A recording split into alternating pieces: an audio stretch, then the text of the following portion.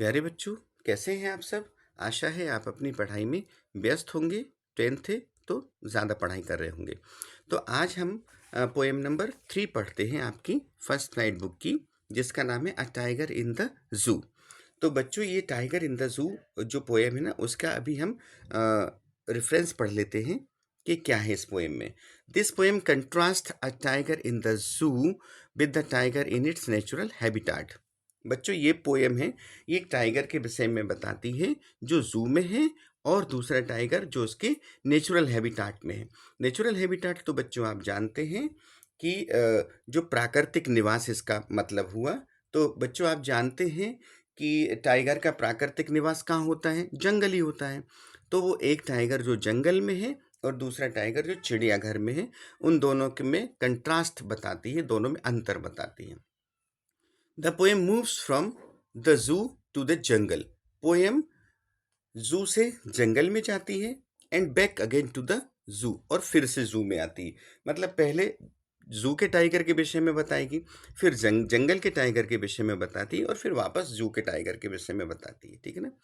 Read the poem silently once. हमको एक बार इस पोएम को साइलेंटली पढ़ना है। ठीक है ना। मतलब मन में पढ़ना है, चुपचाप पढ़ना है।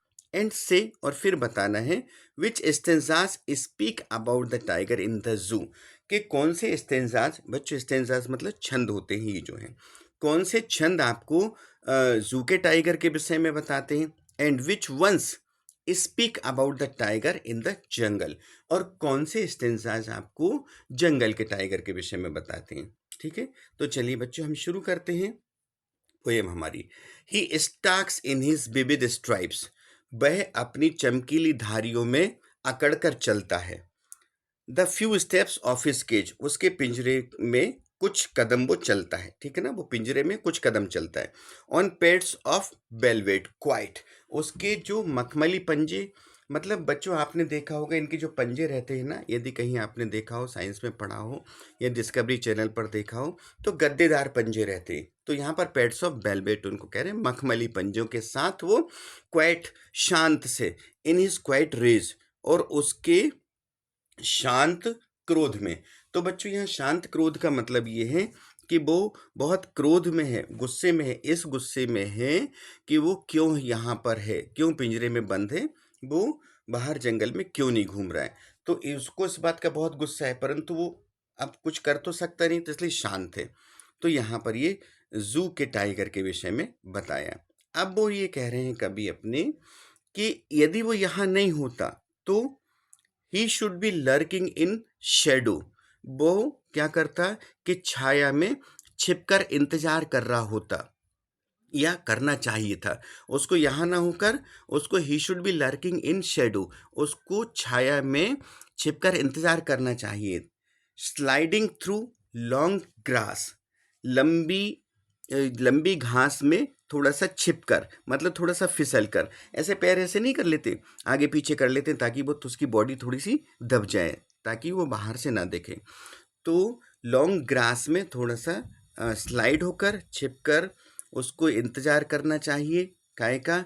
Near the water holes. Water holes के पास। तो वाटर होल होता है बच्चों कोई भी या तो नदी का किनारा है, या नहर का किनारा है, या झरने का किनारा है, जहाँ पर जो पानी पीने आते हैं ना जानवर, वहाँ।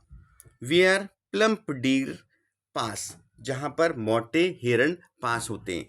मतलब वो ये कह रहा है कि ये जू में नहीं होना चाहिए था, इसको कहाँ होना चाहिए था?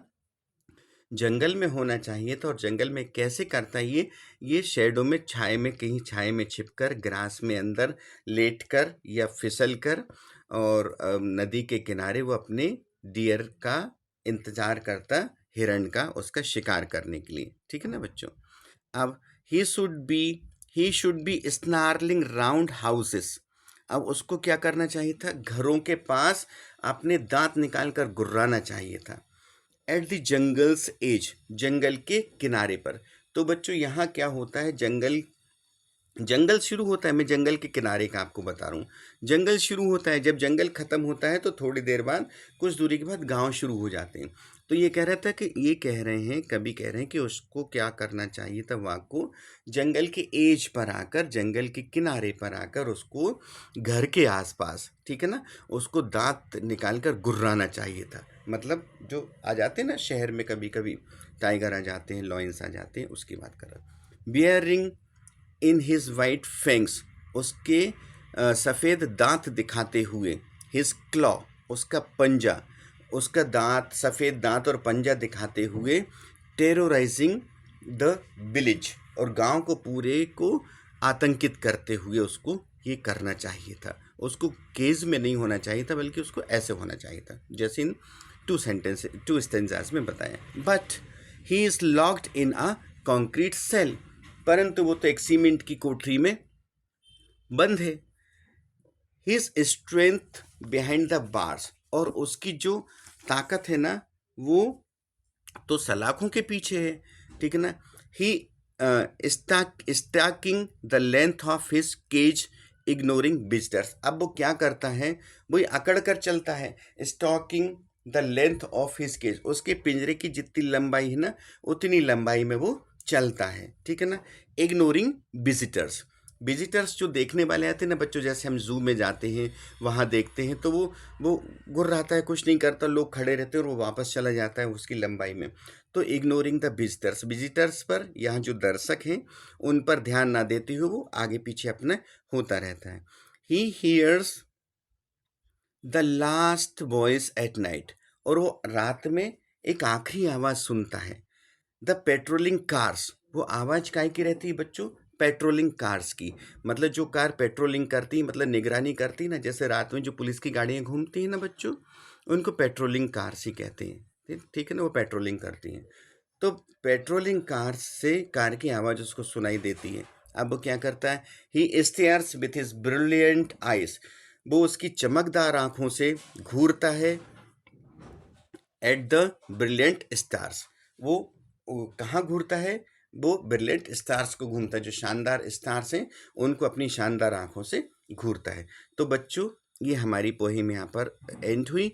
इसको लेसिल नोरिस ने लिखा हुआ है, ठीक है ना। तो अब हम इसके क्वेश्चन आंसर्स करेंगे। बहुत सुंदर सुंदर पोएम थी, आशा है आपको समझ में आई होगी, ठीक है। तो इसके क्वेश्चन आंसर्स हम नेक्स्ट वीडियो में करेंगे।